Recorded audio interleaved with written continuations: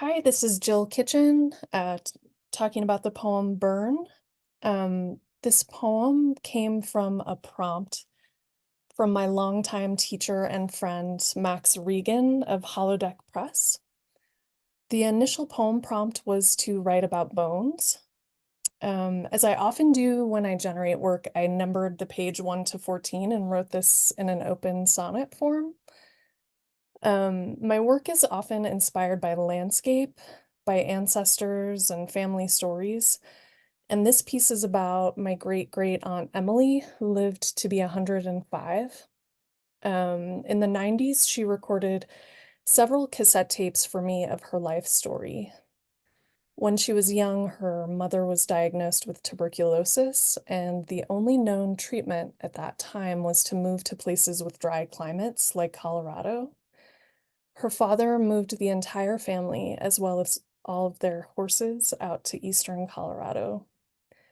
My window here in Boulder, Colorado, looks east toward the plains, so that's how this poem was sparked, looking east and imagining her life in those early years, before a cowboy rode to her schoolhouse to tell her that her mother had passed.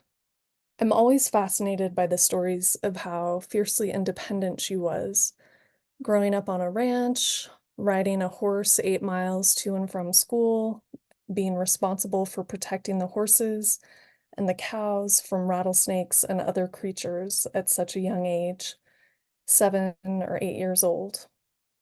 I also wanted the poem to capture the wildness in her in those early years and how her wildness was mirrored by this beautiful, fierce animal. Burn. All that's left of you is mountain dust, carried by wind from a 14,000-foot climb of angled peak.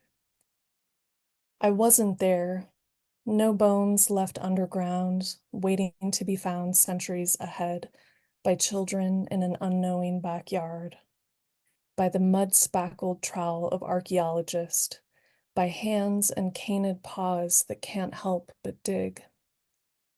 When I look east out my window at that line of flat, high plain, I see your shadow.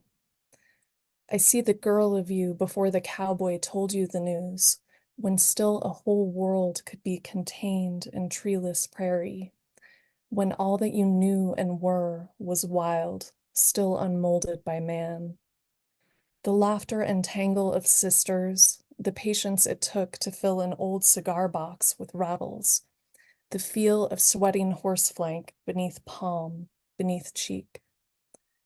What light spears must have spilled from your chest in knowing you could climb onto this near machine of animal and let her carry you wherever you wanted, this burn of independence and your own muscle of heart strength as you leaned and whispered your dreams into the flame of pointed ears.